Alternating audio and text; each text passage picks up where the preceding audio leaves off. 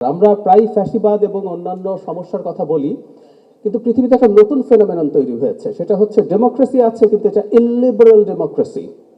এরকম একটা টার্ম তৈরি হয়ে গেছে এখন পুরোপুরি। এই টার্মটা প্রথম ব্যবহার করেন আমার জানা মতে ভিক্টর অরবান, হাঙ্গেরির প্রধানমন্ত্রী বা প্রেসিডেন্ট অফ গট। গণতান্ত্রিক ব্যবস্থার মধ্যে এখন সংবাদপত্রের উপর অপারেশন শুরু হয়েছে। ভারতের কথা আমরা যদি দেখি যে বিজেপি সরকার তার গণমাধ্যমের উপরে কি ধরনের অপারেশন তৈরি করছে। ভারতের প্রেস ফ্রিডম ইন্ডেক্সে অবস্থান এখন 151, অথচ আমরা একসময় দেশটাকে গণতান্ত্রিক বলে জানতাম। তো আমাদের সামনে কিন্তু এই চ্যালেঞ্জটা আছে, আমি এটা বলতে চাই।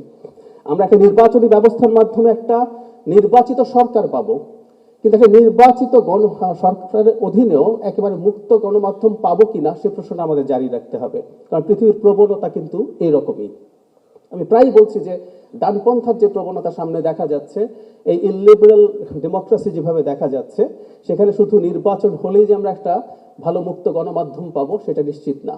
তবে আসার একটা জায়গা আছে, সেটা হলো এই 2006 সালে যে বিএনপি ছিল সে সময় আমরা দেখেছি ওই সময় বিএনপি যথেষ্ট মুক্ত গণমাধ্যমে বিশ্বাস করেছে, এবং ওই সময় আমরা এখনো রেফার করি আমরা পত্রিকায় কি দেখতে পেতাম।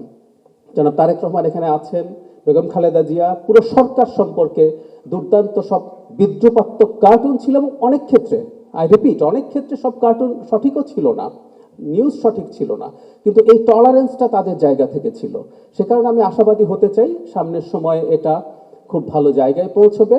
আর সবসময় আসলে এটা মনে রাখতে হবে, একটা ঝুঁকির জায়গায় আমি একটু বলে রাখি, সেটা হচ্ছে আমি ধারণা করি খুব বড় একটা বিজয় নিয়ে বিএনপি হয়তো ক্ষমতায় আসবে। তো এই বিজয়ের কতগুলো ঝুঁকি থাকে। এই ঝুঁকিগুলো হচ্ছে এই, যখন বিরোধীরা যথেষ্ট শক্তিশালী থাকে না, তখন সরকারকে চাপে রাখা, সরকারের ভুল ধরিয়ে দেওয়ার জন্য আমি মনে করি সংবাদপত্রের ভূমিকা অতীতের যে কোনো সময় চাইতে ভবিষ্যতে বেশি হবে।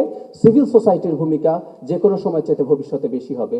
সুতরাং এখানে আপনারা যারা মেইন স্ট্রিম মিডিয়াতে কাজ করেন, যারা অনলাইনে কাজ করেন, আমি নিজেও আমার জায়গা থেকেও চেষ্টা করব এই ব্যাপারটা যতটা সম্ভব জারি রাখার। ভবিষ্যতে আমাদের যে অপশন আছে, আমি কথাটা প্রায় বলি, বিএনপি এবং সেটার প্রধান হিসাবে জনাব তারেক রহমানের সফলভাবে রাষ্ট্র পরিচালনা করা, যাতে আমাদের সবার স্বার্থ নিশ্চিত থাকে, সেটা আমাদের সবার নিজের স্বার্থেই জরুরি। এবং আমি বিশ্বাস করি সংবাদ মাধ্যম সেই কাজটা সাহসের সাথে করবে, এবং সাহসের সাথে করতে পারলে এটা আমাদের সবার জন্যই ভালো হবে।